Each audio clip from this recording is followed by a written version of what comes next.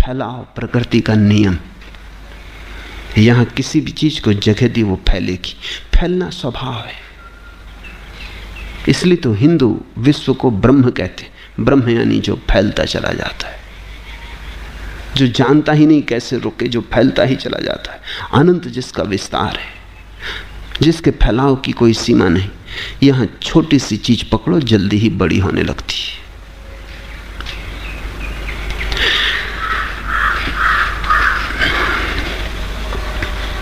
इन छोटी छोटी बातों के कारण तुम भटकते चले जाते हो। कभी कभी तुम्हें ख्याल भी नहीं होता तुम जरूरी काम से जा रहे थे। मां बीमार पड़ी थी और तुम उसके लिए दवा लेने जा रहे थे, और किसी आदमी ने रास्ते में गाली दे दी। भूल गए मां, भूल गए दवा, भूल गए इलाज, चिकित्सा। उससे झगड़ने खड़े हो गए। पहले इससे निपटारा कर लेना। चाहे इसमें मां मर जाए, लौट के घर आओ और पाओ कि मां जा चुकी, फिर चाहे पछताओ। लेकिन क्षुद्र भी, अति क्षुद्र भी, अति व्यर्थ भी जब आता है तुम्हारी आंखों में तो तुम्हें परिपूर्ण घेर लेता है। इसी तरह तो मंजिल खोती चली गई है। तुम बिल्कुल हवा की तरंगों में भटकते लकड़ी के टुकड़े हो। जहां हवा आ जाती है, जहां पानी की तरंग ले जाती है, वहीं चल पड़ते हो। तुम संयोगिक हो गए हो, एक्सीडेंटल। तुम्हारे जीवन में कोई दिशा नहीं है, कोई बढ़ाव, कोई विकास, कोई गंतव्य, कोई मंजिल। कहां तुम जा रहे हो, क्यों तुम जा रहे हो, कुछ भी नहीं है। आकस्मिक घटनाएं, दुर्घटनाएं तुम्हारे जीवन की निर्णायक हो गई। कुछ भी उठाता है जिससे तुम्हारी कोई संगति नहीं, तुम वो करने में लग जाते। मैं विश्वविद्यालय में भर्ती होने गया, तुम अपना फॉर्म भर रहा था। मेरे पास ही एक लड़का खड़ा था, वो भी भर्ती होने आया था। उसने मेरे फॉर्म में देखा, उसने कहा तो आप दर्शन शास्त्र ले रहे हैं, तो मैं भी लूंगा। मैंने कहा तो रुक, तुझे से क्या प्रयोजन है। ये बिल्कुल संयोगिक है कि मैं यहां खड़ा अपनी दरखास्त भर रहा हूं, तू भी भर रहा है। मेरी दरखास्त को एक तो देखने की कोई जरूरत नहीं, देख भी ली तो तुझे कोई विषय इसलिए लेने की जरूरत नहीं, न तू मुझे जानता है।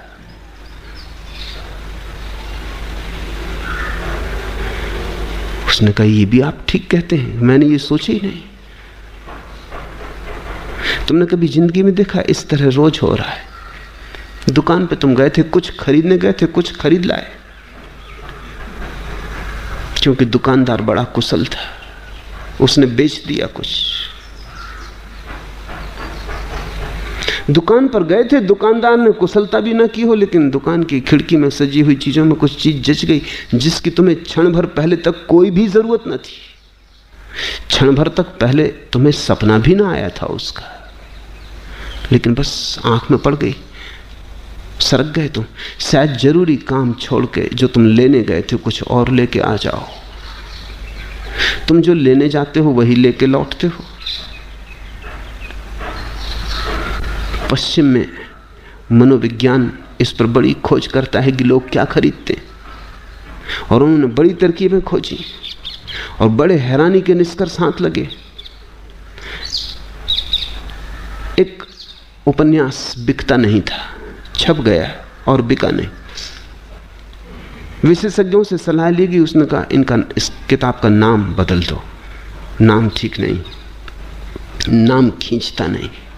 नाम बदल दिया, किताब बिकी, ऐसी बिकी, लाखों की प्रतियों में बिकी। साल भर से छपी पड़ी थी, कोई खरीदने वाला न था। किताब वही की वही, सिर्फ नाम बदलने से कुछ भी नहीं बदला है, एक शब्द भीतर नहीं बदला है, सिर्फ कवर खोल बदल गई और किताब बिकने लगी। मनोवैज्ञानिकों ने हिसाब लगाया है कि चीजें बेचते हैं तो डब्बे का रंग क्या होना चाहिए, क्योंकि उन्होंने सब रंगों के डब्बे रख के देखे।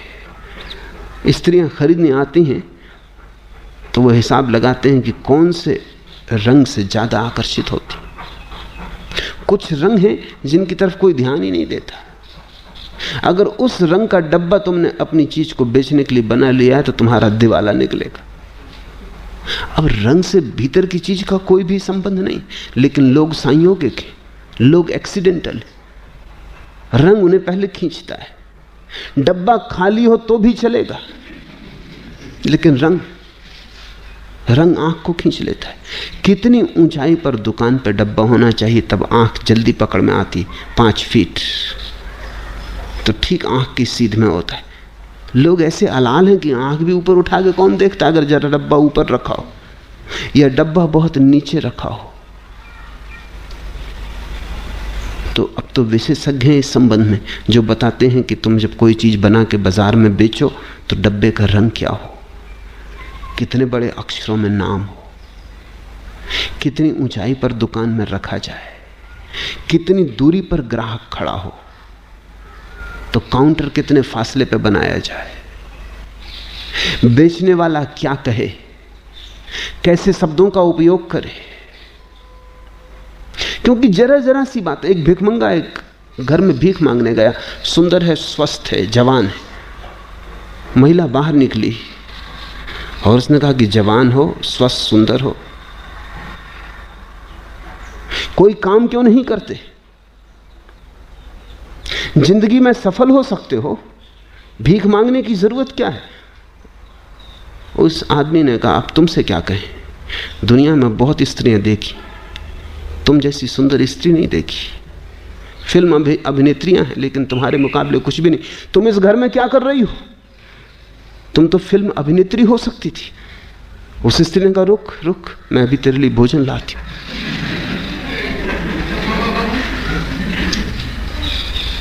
भिखमंगे को भी समझना पड़ता है क्या कहे,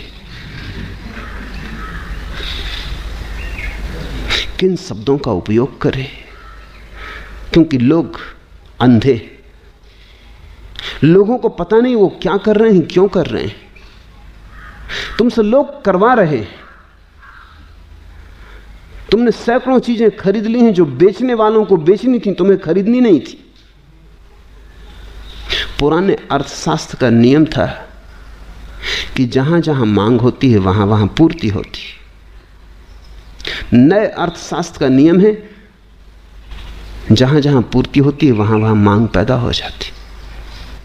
तुम चीज तो बनाओ, इसकी तुम फिक्र ही मत करो कि इसकी कोई मांग है या नहीं, मांग पैदा कर ली जाएगी। लोग पागल हैं।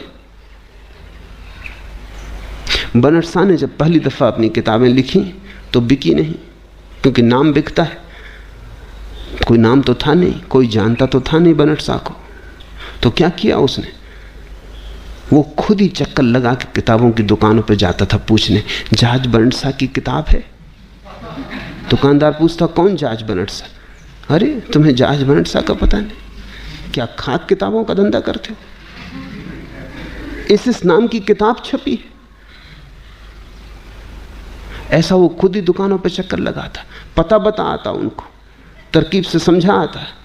और जब उसने अपने मित्रों को भी कह दिया कि तुम जब निकलो कहीं से, कोई विशेष रूप से जाने की जरूरत नहीं, लेकिन रास्ते में अगर किताब की दुकान पड़ जाए, इतनी कृपा मुझ पर करना, पूछ लेना जहाज बनट शाह की फला फला किताब है। जब दुकानदार, कई ग्राहक आने लगे, रोज आने लगे, है कौन जहाज बनट शाह? दुकानदारों ने पता लगाया, किताबें खरीद के लाए।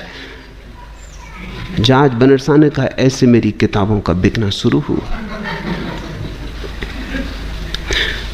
चीज होनी चाहिए,